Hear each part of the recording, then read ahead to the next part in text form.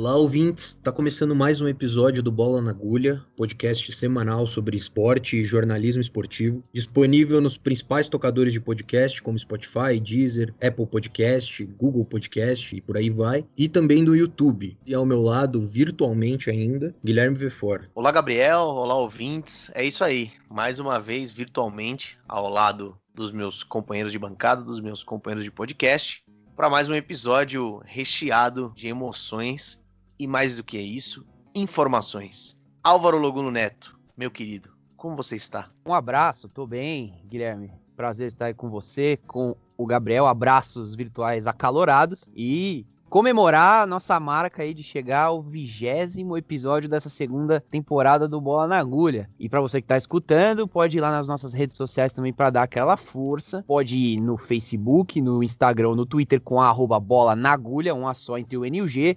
É a mesma arroba por lá, também no YouTube, onde tem os episódios. E é isso aí, estamos nos 20, rumo aos 40, aos 80. Até onde a gente vai, hein, Gabriel? Isso é uma pergunta que eu não posso responder, Álvaro, mas o que eu posso te responder agora é que, para ele continuar, seria muito interessante que os nossos ouvintes, que a nação agulheira, né, como vocês costumam dizer, contribuir com a gente na nossa campanha de financiamento coletivo no aplicativo PicPay. Como que funciona isso? O nosso projeto é independente, a gente paga tudo, a gente arca com todos os prejuízos do podcast, e claro que isso é uma escolha nossa, mas para a gente manter o Bola na Agulha vivo, seria de grande ajuda se vocês contribuíssem no PicPay. Só baixar o aplicativo no seu smartphone, no seu gadget, e procurar por Bola na Agulha, que você vai ver o nosso perfil lá, e lá você vai encontrar 5 planos de assinatura.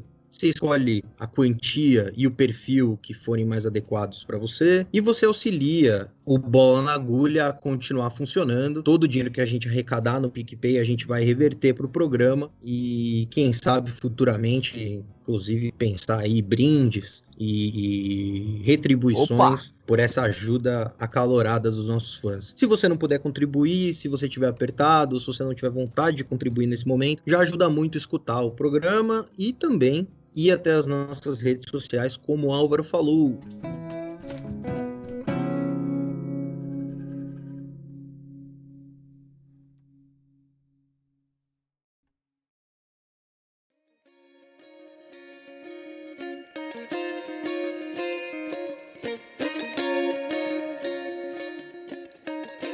Essa semana, o Bola na Agulha vai falar sobre o Profut. Profut é o Programa de Modernização de Gestão e de Responsabilidade Fiscal do Futebol Brasileiro. No dia 29 de setembro, o Senado Federal aprovou o projeto de lei 1013, que suspende o pagamento de parcelas do Profut durante a pandemia. Segundo o projeto de lei, os clubes de futebol não precisarão pagar as parcelas do refinanciamento de suas dívidas com a União até o final do ano. O Profut é um programa criado no governo Dilma e, como o nome sugere, tem o intuito de melhorar a gestão e estimular o cumprimento dos clubes no que diz respeito à responsabilidade fiscal, inclusive refinanciando suas dívidas públicas. O Profut ofereceu um parcelamento dessas dívidas dos clubes em até 240 meses, com descontos de 70% no valor das multas e redução de 40% dos juros. Em contrapartida, os clubes terão de cumprir exigências de austeridade fiscal, transparência e redução gradual dessas dívidas. O texto do projeto de lei 1013 foi apresentado na Câmara dos Deputados pelo deputado Hélio Leite, do DEM, em 25 de março, ou seja, poucos dias depois do decreto de isolamento social. A justificativa, claro, era o prejuízo econômico dos clubes em função da Covid-19,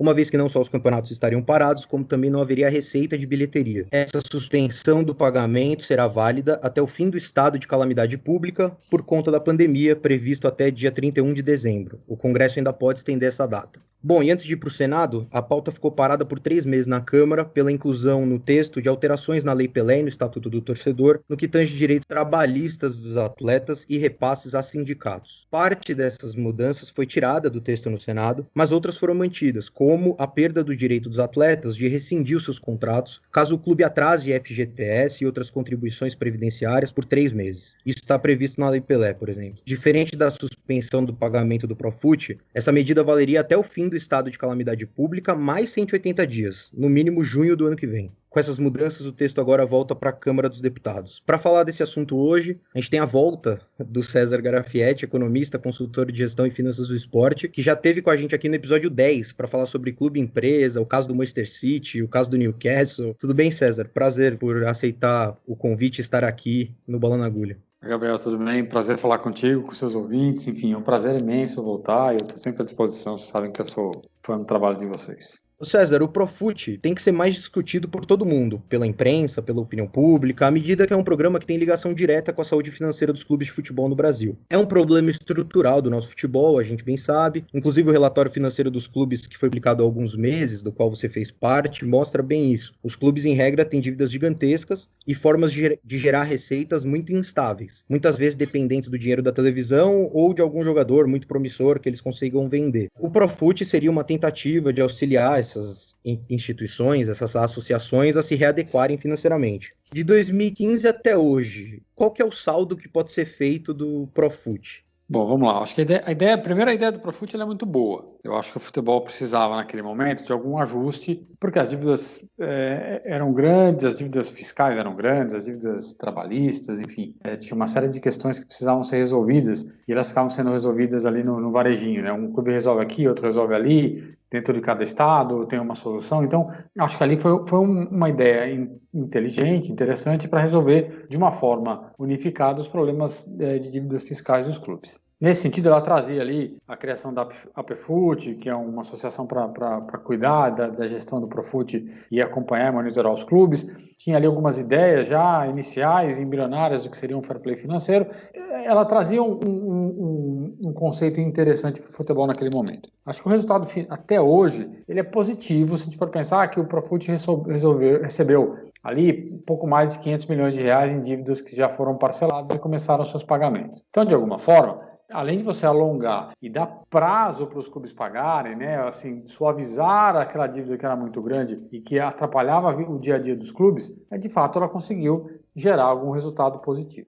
Qual é o grande problema? E aí é um problema estrutural do futebol brasileiro. O clube de futebol é o que a gente chama de devedor contumaz. Então ele resolveu aquele problema, boa parte dos clubes já entrou em outro, porque é um problema estrutural do futebol brasileiro. O clube não consegue viver daquilo que arrecada e vai gastar sempre mais do que pode, e isso vai continuar gerando aumento de dívidas. Então, o Profut em si é um bom programa, um programa que funcionaria se tivesse sido bem recebido, né, recebido corretamente pelos clubes, mas infelizmente ele acaba ficando até ultrapassado e datado, porque os clubes não conseguiram, de certa forma, se reorganizar e conseguir botar a casa em ordem e gastar simplesmente aquilo que eles podem. Você explicou um pouco agora sobre a importância do Profut e tal, e um pouco esse balanço, mas eu queria entrar um pouco na questão da relação dos clubes com o Profut, né? Tá. As 3 divisões nacionais, elas têm ao todo 60 clubes. Nesse momento, 28 fazem parte do Profut. Alguns já entraram e saíram, outros até tentam voltar, inclusive tem outros que nunca estiveram e agora querem entrar. Até teve uma PL, né, um outro projeto de lei, que é o projeto de lei 2824 do deputado Felipe Carreiras do PSB de Pernambuco, que é o projeto de lei sobre a lei de emergência ao esporte, e dentre outras coisas ele permite que clubes novos ou clubes que já saíram do Profut entrem no programa novamente. Claro que esse projeto tem um lobby grande ali dos presidentes dos clubes de Pernambuco, com o deputado Felipe, enfim. Mas o fato é que caso ela seja sancionada, essa lei que já foi aprovada também no Senado, ela vai abrir margem para que novos clubes participem do programa. Você acha que o número de clubes vai aumentar consideravelmente? E por que você acha que tem tão pouco time, como eu falei, desses 60, 28, né, um pouco menos da metade, né, que aderiu ao Profut? E qual a vantagem para os clubes de aderir a ele, então? Primeiro ponto, acho que até falando desse PL e do 2824, que ele, no fim das contas, ele acaba sendo quase que um tiro no Profut. E aí eu vou falar dele no final. Por que eu acho que tem poucos clubes que aderiram? Na verdade, assim, no primeiro momento, porque ele era positivo, a ideia era boa. O que acaba acontecendo é que o clube não consegue se conter e se controlar, e aí ele acaba voltando e virando um reincidente, não consegue cumprir as regras mínimas do Profut, de manter lá superávit, enfim, uma série de controles. Então, muitos acabaram saindo do Profut porque não conseguiram se manter minimamente dentro das regras que o programa colocava. Outros, eu vou citar até o exemplo do Palmeiras, que é um clube grande, entenderam que ser controlado por aquelas regras era muito pior do que assim, o custo-benefício de ter que ser controlado em relação ao alongamento das dívidas não valia. Eu acho que esse é um dos grandes pontos. Muitos clubes que não tinham dívidas tão grandes acabaram optando por não entrar no programa porque ele, de alguma forma, engessava, te obrigava a ter certos controles e tudo mais. É um problema do dirigente que não quer se colocar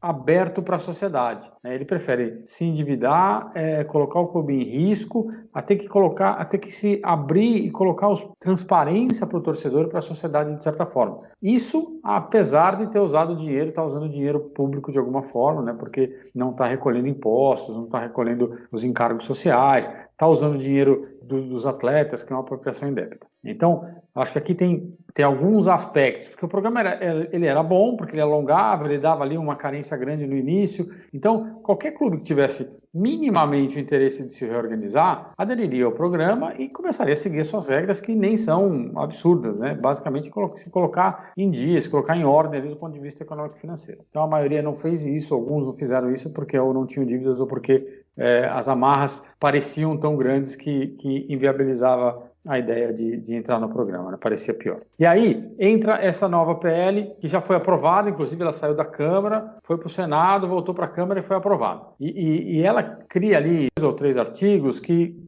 fazem menção não só ao retorno, a possibilidade de retornar ao Profut, como usar um outro instrumento, que é o da transação tributária, que permite aos clubes negociarem com o fisco abatimento de até 50% nas dívidas fiscais por conta de dificuldades de pagamento. Então, esse é um PL que tende a matar o Profut à medida em que os clubes perceberem que eles podem sair de uma dívida que, apesar de estar alongada, ainda ter 12 ou 13 anos para pagar, ela pode virar metade por conta de algum benefício na renegociação com o fisco. Então, esse PL, que era para simplesmente organizar o esporte no em meio à pandemia, ele agregou ali um ponto que não tinha nada a ver com o assunto, que era essa possibilidade de ganhar um abatimento na dívida e transformar ela num prazo um pouquinho mais curto, mas pela metade do valor. A gente está sempre ali tendo que tomar muito cuidado e muita atenção com o que se faz no Congresso, porque os interesses nunca são os interesses da sociedade, mas sim os interesses individuais. E eu vi pouca repercussão desse tema, que pode gerar grandes problemas daqui para frente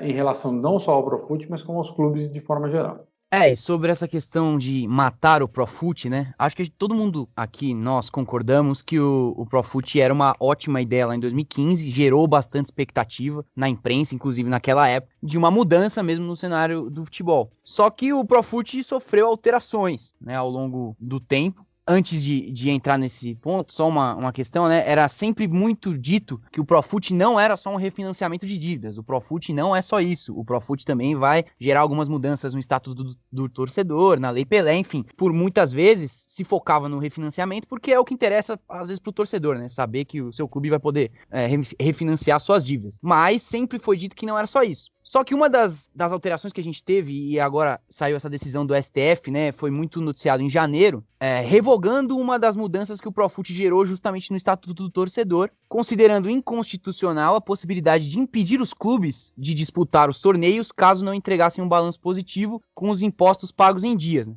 E aí essa é uma questão interpretativa que, no entendimento do Supremo, gerava o que eles chamam de uma insegurança jurídica, né? A gente já escutou esse termo para outras questões. Enfim, os times serem punidos com uma sanção de não participar do torneio foi algo que caiu, deixou de fazer parte do Profut. E eu queria saber de você como você enxerga essa faceta, né, essa decisão específica, e se você acha que ela enfraquece de alguma forma o Profut.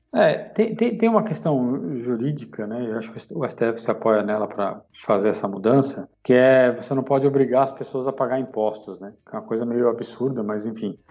Por isso, se você obrigá-los a pagar imposto e a punição não for no campo tributário, mas sim no campo esportivo, ele não poderia ser punido. É em cima disso que o STF alegou não poder nem cobrar. O clube tem a CND, que é o comprovante de que os tributos estão em dia. Tem umas questões aí que, do ponto de vista prático, a gente não entende e que só um advogado pode explicar melhor a lógica disso. Acho que esse tipo de ação, ele enfraquece, de certa forma, o Profut, à medida que você começa com uma ideia. Todo o programa, nesse sentido de reorganização de qualquer tipo de estrutura, ele começa super rigoroso, rígido e tudo mais, e aí é óbvio que as pessoas, que os stakeholders que estão sendo de alguma forma impactados, tentam tirar, né? Tira uma amarra aqui, tira outra amarra ali, afrouxa cá, afrouxa lá, de uma forma que você, no fim das contas, tenha só os benefícios e não tenha as obrigações. Então, Sim. o Profut ele acabou sendo, de alguma forma, enfraquecido à medida que você tirou várias amarras que no início tinham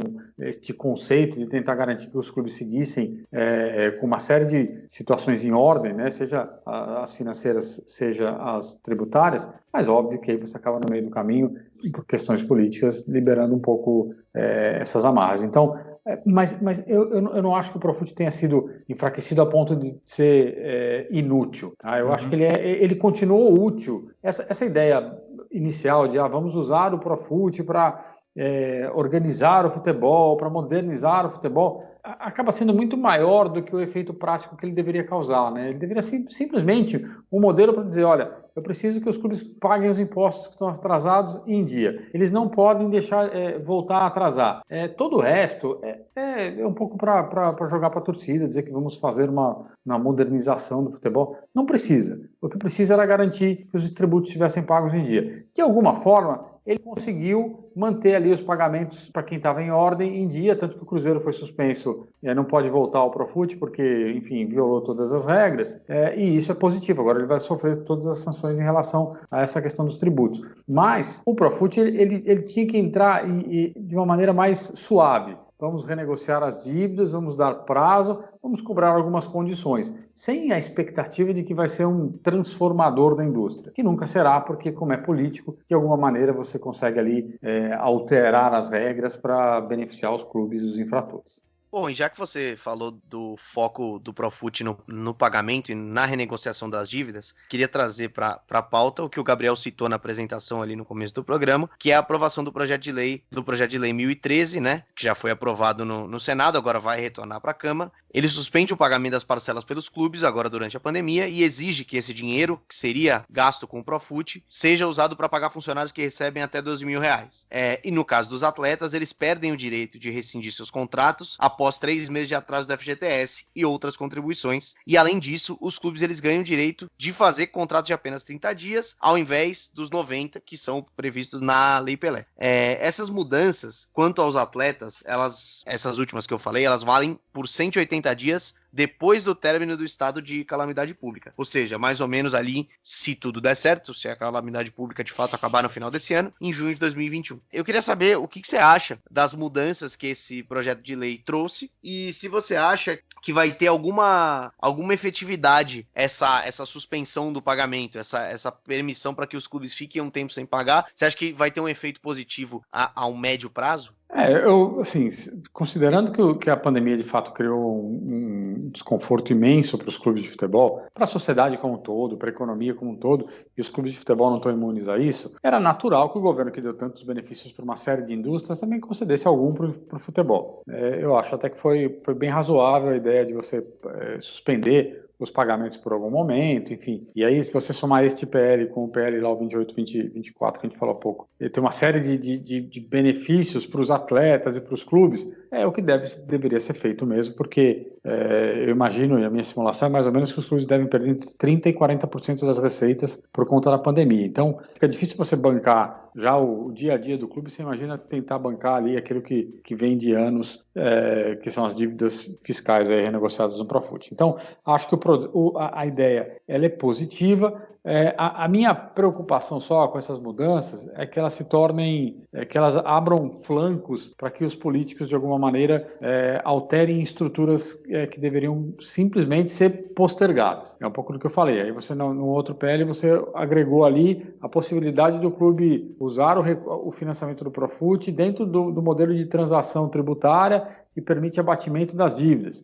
Você começa a criar uns penduricalhos nas regras para tentar gerar benefícios no futuro que não estão claros para o leigo, para quem viu a regra, mas que certamente tem interesses futuros para beneficiar os clubes, além do que eles já foram beneficiados na estrutura do Profut. A minha preocupação nesses processos não é só com aquilo que está muito claro, é sempre com o que está ali nas entrelinhas, nas regras menores, naquilo que vai ser decidido em lei complementar. Então, eu fico sempre de olho nesse tipo de coisa, porque tem sempre um interesse pouco republicano nesse tipo tipo de operação. Se a gente estender isso que você falou ao assunto dos direitos trabalhistas, o quanto isso de fato, por exemplo, deixar de pagar o FGTS para os jogadores, o quanto de fato isso ajuda as finanças do clube e não é só uma perda de direito dos trabalhadores que pode vir a se intensificar mais na frente, porque vale dizer que durante a pandemia, algumas vezes os jogadores tiveram os seus direitos, alguns direitos ameaçados, por exemplo, a coisa do contrato de não precisar mais ser de 90 dias, 30 dias, agora a questão do FGTS, enfim.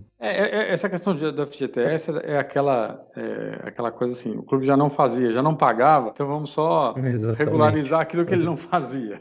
E aí eu uso a pandemia para justificar isso. No fim das contas, é o tipo de coisa que deveria ter uma mudança, uma reestruturação muito mais ampla. E aí eu tenho falado muito nisso, que o Brasil ele acaba sendo o país do puxadinho, né? Então, para resolver um problema que faz parte de um negócio enorme, você olha um problema pequeno, um problema menor dentro do todo e vai lá e cria um mecanismo para resolver isso. Resolve um e cria outros 20. Né? Então, esse daqui, por exemplo, é um caso típico. A gente tem que primeiro repensar a estrutura trabalhista do futebol, as relações de trabalho entre clubes e atletas no futebol.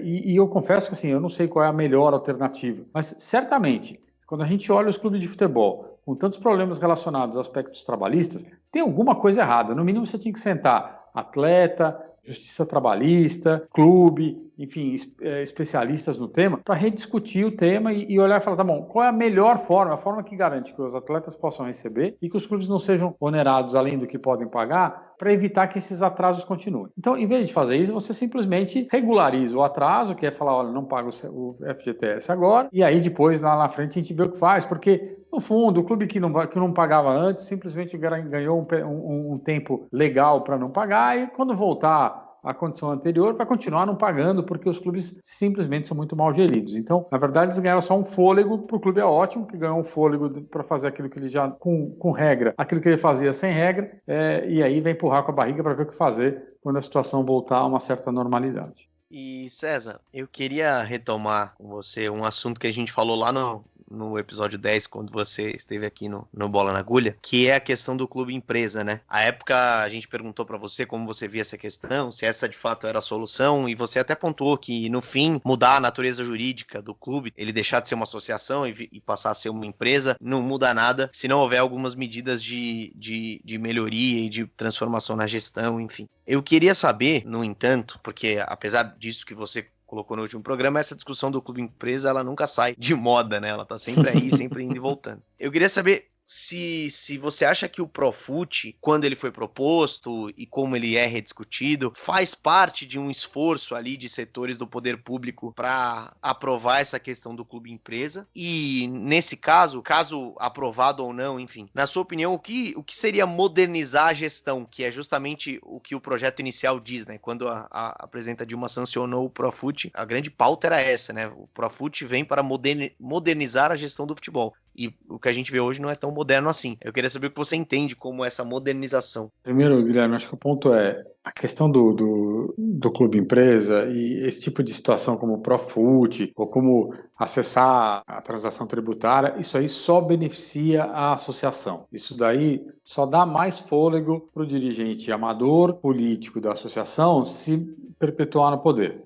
Porque você ganha ali, um dos aspectos que mais sufoca o clube é esse excesso de dívidas, a necessidade de ter que pagar salário em dia, de ter que não poder atrasar encargo e tudo mais. Sempre que você der um jeito de abater dívida, de alongar de passivo trabalhista e fiscal e de dar fôlego para o dirigente, ele vai ficar mais tempo no poder e ele não vai buscar alternativas que não seja da associação para ter algum tipo de mudança na gestão. Ele vai voltar simplesmente a usar os mesmos métodos que sempre foram usados, tá? Porque, vamos lá, se você não mudar a pessoa, ela continua repetindo os mesmos erros, né?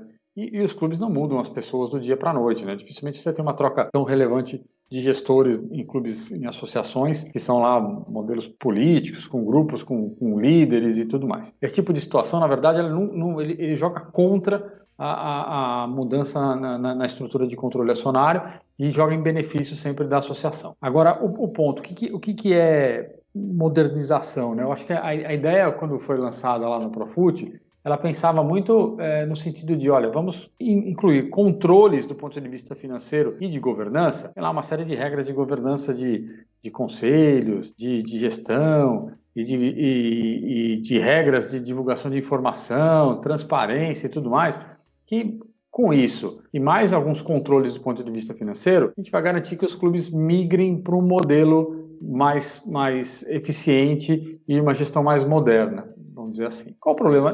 Desde a Lei Pelé, a gente tem regras que deveriam ser cumpridas e que, no fim das contas, os clubes vão tentando sempre com subterfúgios legais escapar delas. Especialmente a questão constitucional que diz que os clubes são entidades autônomas, como se isso significasse dizer que eles podem fazer o que eles quiserem.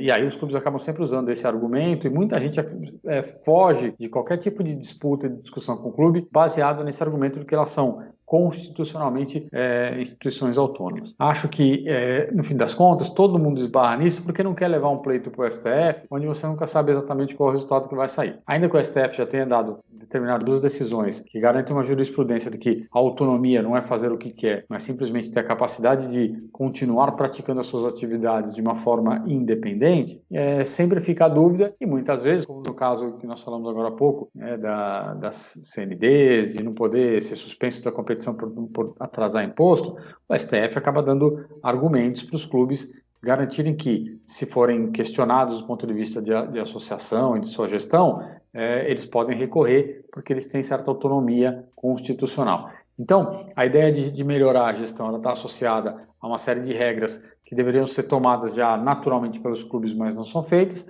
mas, infelizmente, elas acabam esbarrando em aspectos, de certa forma, legais, que dão respaldo aos clubes para eles continuarem mantendo ali o status quo e as condições de gestão ruim. E se tem um clube hoje em dia que é o símbolo do desastre da gestão no futebol brasileiro, é o Cruzeiro, né? E a gente tem, infelizmente, o torcedor do Cruzeiro, essa alcunha agora ela passa, né? O bastão vai passando de um time pro outro. Geralmente, quando é rebaixado, se fala muito da gestão desse time, né? Os times grandes que são rebaixados. Mas agora essa bola tá com o Cruzeiro, apesar de ter sido campeão de vários torneios nos últimos anos. E a notícia mais quente que a gente teve, que veio a calhar pra esse programa, né? Foi a da exclusão, na verdade, a confirmação da exclusão do Cruzeiro do programa Profut. O time foi excluído e isso é uma discussão que a gente, procurando notícias, a gente encontrou lá em julho os dirigentes do Cruzeiro já pensando nessa possibilidade como algo concreto, né? Um dos planos B, e que inclusive foi dito que era até um plano B que seria até melhor do que o plano A, né? Que isso é uma coisa bem curiosa. O plano B seria mais interessante que o plano A, seria renegociar as dívidas através da nova transação tributária, que é o programa sancionado pelo governo em abril, que é um novo programa de renegociação, uma nova possibilidade que já está sendo utilizada tanto pelo Cruzeiro, que foi excluído do Profut, quanto pelo Botafogo, pelo Corinthians, pelo Santos e pelo Coritiba. Todos esses também estão utilizando desse novo mecanismo. Mas o Cruzeiro foi excluído pelo atraso, né, de parcelas durante a gestão do presidente Wagner Pires de Sá. O time ainda tentou apresentar dados que comprovassem e atestassem que o Cruzeiro, na verdade, tinha crédito, mas isso foi cassado e não deu em nada. O Cruzeiro agora está fora do Profut e vai ter que sofrer, né, as sanções de forma mais imediata. Mas aí eu queria saber de você, como que você enxerga, né, essa questão do Cruzeiro ser excluído, porque a gente já teve um caso em 2019 do Botafogo também ficar ali no limite e quase ser excluído do Profut, mas acabou ganhando um efeito suspensivo. Enfim, o que difere dessa questão do Cruzeiro, pro Cruzeiro ser excluído, e como você vê essa nova tentativa do governo de refinanciar as dívidas desses outros times através desse novo mecanismo que você já falou um pouquinho, que pode ser que mate, né, o Profut? Pois é, eu acho que a questão do Cruzeiro é que ficava, eu até achei estranho, porque assim, teve, acho que eram 10 votos, teve 6 a favor e 4 contra. Uhum. Exatamente.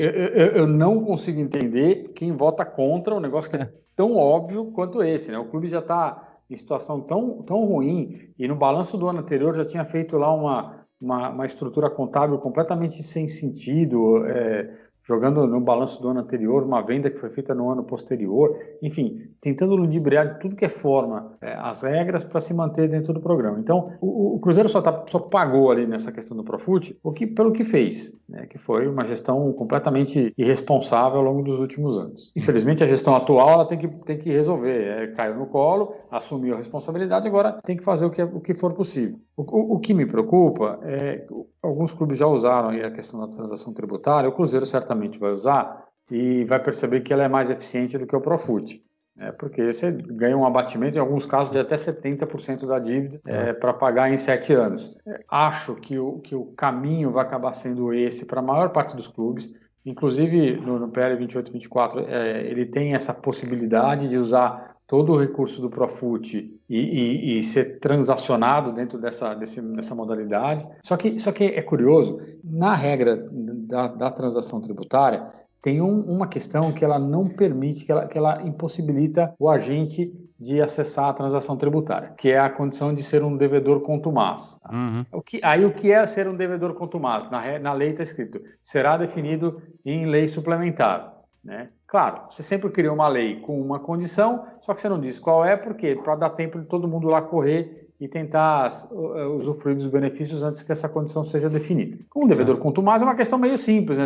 até gramatical. É só ver o que significa cada uma das palavras. É aquele que reincide no débito. E os clubes de futebol claramente são devedores contumazes, porque é só ver a quantidade de dívidas que foram feitas, renegociadas, e novas dívidas foram feitas posteriormente. Então, em situação normal, onde um devedor contumaz fique claramente definido, um clube de futebol não poderia usar o benefício da transação tributária. Mas os clubes vão usar porque esta regra e a definição do que é um devedor contumaz não está clara. Então, precisa definir num outro projeto de lei e tudo mais. A gente sabe que agora vão jogar isso com a barriga o quanto der para beneficiar os clubes. Então, quando eu digo que eu acho que o Profut vai ser de alguma forma substituído por estas estruturas, é justamente por isso. Você tem um benefício imenso de pegar, sei lá, de 50% a 70% da sua dívida e simplesmente queimar e falar, olha, não vou pagar porque eu não posso, o que é uma mentira, né? Porque os clubes deveriam ter se organizado antes de somar, de fazer as dívidas. Eu sempre digo que dívida não é a causa do problema, ela é consequência,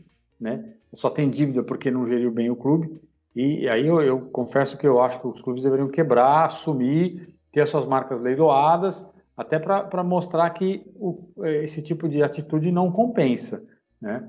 Mas, infelizmente, a gente pega o futebol e transforma num negócio que ele sempre beneficia o infrator. Então, acho que a gente vai ter aqui, nestas modificações, um Profut enfraquecido, e os clubes vão perceber que vai ser mais fácil, vai ser melhor aderir aí à transação tributária, até que a regra do devedor contumaz seja definida e eles percam essa possibilidade. Então, eu acabei não falando o nome, foi o advogado do Cruzeiro à época, em julho, João Paulo de Almeida Melo, que falou que a plano B era mais interessante até do que o plano A. Então, de fato pelo que você tá falando, nesse momento vai ser mais interessante para os clubes apelarem para esse novo mecanismo. E aí, assim, o que a gente pode esperar? O Profut se enfraquece e ele pode chegar a um ponto de ser totalmente desmoralizado e os times saírem dele totalmente? Eu acho que, assim, totalmente eu não diria, né? Porque se assim, você pega um time organizado, como o Flamengo, como o Grêmio, enfim, que tem uma dívida alongada em ainda mais 12 anos para pagar, não faz muito sentido ele perder este prazo todo e trocar por uma dívida que pode ser aí 50% do valor, mas encurtado para 7 anos. Você coloca uma pressão que hoje você não precisa, até porque as dívidas hoje cabem muito bem no fluxo de caixa desses clubes. O que vai acabar acontecendo? O clube vai sair do Profut, vai aderir à transação tributária, vai ganhar um desconto ali de 50% na sua dívida, vai alongar por 7 anos. Só que ele vai continuar atrasando os próximos impostos, né, os próximos encargos, para pagar os 7 anos que ele tem, e aí esperar que depois ele realongue, né, entre novamente numa transação tributária, justificando qualquer coisa, porque dá para justificar qualquer coisa nesse sentido, para, de novo, ganhar um benefício de pagar metade do valor e alongar todo o resto. Então, você criou simplesmente um modelo de renegociação contínua, pelo menos até o momento em que você conseguir criar efetivamente a regra do devedor contumaz. Sim. Que eu acho que, no fim das contas, vai acabar não acontecendo porque ninguém tem interesse nisso. Né? Então, você vai empurrar isso com a barriga, porque enquanto você não criar a regra, você deixa todo mundo passar aí com suas dívidas. É isso. A gente vai seguir acompanhando o desfecho do projeto de lei que envolve o Profut, que volta para a Câmara agora, e ver o que acontece nos próximos meses para ver o que vai depois acontecer com o Profut, né? E quando a gente tiver mais notícias, o César volta para falar mais sobre o assunto. César, obrigado pela presença, viu? Imagina, é um prazer falar com vocês. Enfim, infelizmente a gente tem que estar sempre atento. Eu acho estranho porque teve pouca repercussão esse tipo de situação. Precisa estar atento, especialmente nesses momentos, né? O futebol ele é pródigo em criar coisas que são surreais e essa é uma delas. Então, eu estou sempre à disposição de vocês. Tudo que a gente puder conversar e debater é um prazer.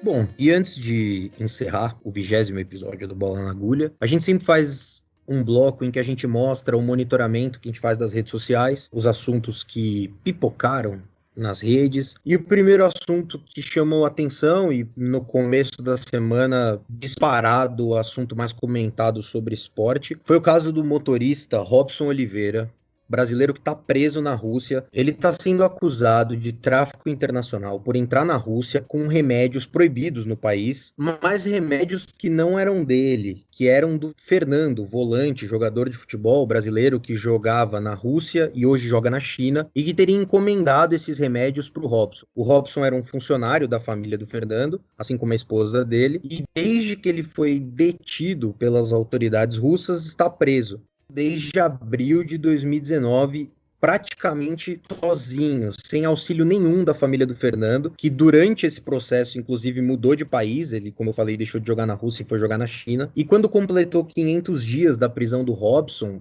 ainda sem a condenação, as redes ficaram em polvorosa, pedindo justiça, pedindo que fosse feita alguma coisa. Inclusive, alguns atletas profissionais começaram a postar reivindicações de que algo fosse feito. Por exemplo, o Richarlison, o jogador brasileiro que joga na Inglaterra e que constantemente se posiciona sobre esses assuntos. O resultado disso foi que o presidente da República, Jair Bolsonaro, postou no Twitter que, após um pedido do jogador Felipe Melo, do Palmeiras, de quem ele tem uma enorme admiração, Bolsonaro vai tentar intervir, vai tentar falar com o Putin para tentar resolver a vida do Robson e trazê-lo de volta para o Brasil. Toda a apuração desse caso, vale dizer, foi muito bem feita pelo Globoesporte.com ao longo de todos esses meses. Mas no fim das contas, só para encerrar, esse assunto ficou super em alta nos primeiros dias, quando chegou no 500, o Jair Bolsonaro deu a manifestação e deu uma esfriada. Vamos esperar para as próximas semanas o que vai se desenrolar desse caso. E outro caso que também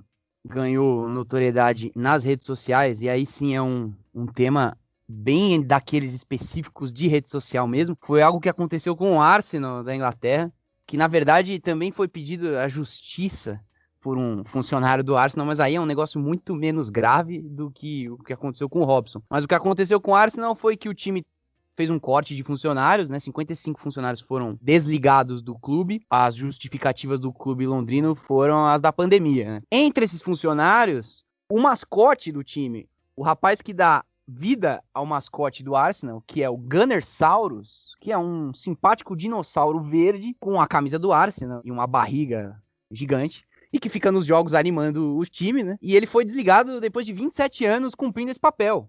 E a torcida ficou indignada com essa demissão do dinossauro, que tem até página no Instagram e no Twitter. No Instagram, por exemplo, ele é o Official Gunnersaurus, né? Não sei se tem alguma outra página aí que tenta ser o Gunnersaurus de forma não oficial. Só sei que o perfil dele é Oficial Gunnersaurus. E ele sendo desligado, a torcida ficou indignada. Subiram a hashtag Justice for Gunnersaurus, ou seja, justiça pelo dinossauro do Arsenal. Só que isso aumentou ainda mais o seu alcance depois que o Mesut Ozil, que é um alemão jogador do Arsenal, fez uma postagem também nas suas páginas pessoais, dizendo que se colocava à disposição para pagar o salário do mascote do time enquanto ele fosse jogador do Arsenal. Ele ficou muito triste em saber que o mascote não estaria mais presente nos jogos, né? Inclusive o time optou por isso, afirmando que, como não tem torcida no estádio, não faz sentido ter um mascote animando. Mas enfim, o Ozil se prontificou a pagar os salários. E aí a torcida elogiou essa postura dele. O problema é que ele não tá muito prestigiado nos últimos tempos pelo Arsenal, inclusive não foi nem inscrito agora para a disputa da Liga Europa. E ele disse que enquanto ele for jogador do Arsenal, ele pagaria os salários do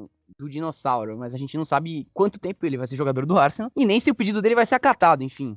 Foi só um post que ele fez, que ganhou muita repercussão, ajudou a subir, a impulsionar essa hashtag, pedindo para que o Arsenal não fizesse isso, enfim, um pedido inusitado, do qual a gente tratou lá nas nossas redes sociais também, a gente fez um post lá falando sobre isso. No mínimo curioso, né, que a pandemia também tenha proporcionado esse tipo de situação. E a pandemia também proporcionou outras situações interessantes, né? No último domingo, um nome que ficou em alta no Twitter foi o nome do zagueiro Bruno Alves, do São Paulo Futebol Clube. Isso porque, no jogo contra o Curitiba, na já tradicional votação do craque da partida feita pela Rede Globo, a torcida do São Paulo, ou os votantes, elegeram o Bruno Alves o craque da partida.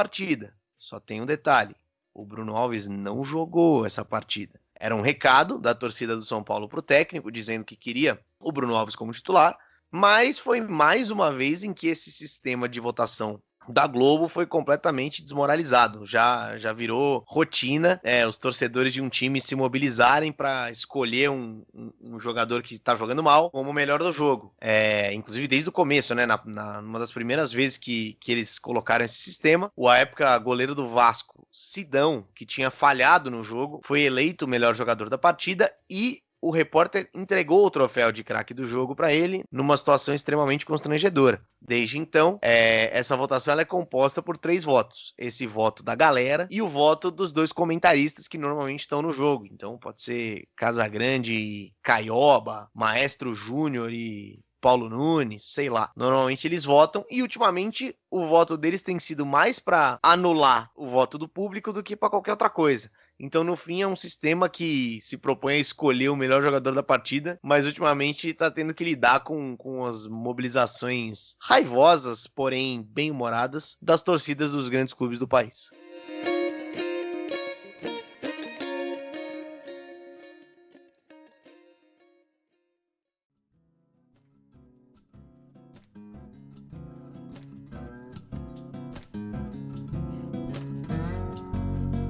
O 20º episódio do Bola na Agulha vai chegando ao final, para a tristeza dos milhões de ouvintes aqui conosco neste momento. Com esse misto de tristeza, mais uma alegria entusiasmada e empolgante, que eu passo a palavra para se despedir a Guilherme Vefor. Senti certa tristeza em sua voz, Gabriel, mas imagino que deva ser porque o programa está acabando. Eu também não fico feliz quando essa experiência semanal de extremo conhecimento e extremo aprendizado se acaba. Mas, por outro lado, fico sempre contente de estar ao lado dos meus amigos. Por isso me despeço de você e me despeço do rei da voz, Álvaro Logulo Neto. Um abraço a vocês, foi um baita de um programa aí pra gente chegar nessa marca de 20 programas, 20 semanas seguidas aqui, nós 3, ao lado virtualmente, dividindo esse espaço agradável em que a gente conversa sobre assuntos variados. Me despeço agradecendo aos ouvintes, à nação, à patrulha, aos agulheiros que estão aí conosco até esse final. E passo a palavra para o Gabriel, que espero que termine o programa com um pouco mais de alto astral, né, do que ele fez essa última fala dele. Com certeza, o astral lá em cima, para pedir para quem puder e quem quiser ajudar a gente na campanha de financiamento do PicPay, que nem a gente falou no começo do programa. Baixa o aplicativo no seu gadget, escolhe a assinatura que melhor te suprir e você ajuda a gente a continuar trilhando esse belo caminho que a gente está trilhando aqui no Bola na Agulha. Quem não puder contribuir no PicPay, por favor, curta, compartilhe, acompanhe a gente nas redes sociais, @bola na agulha, um A só entre o N e o G.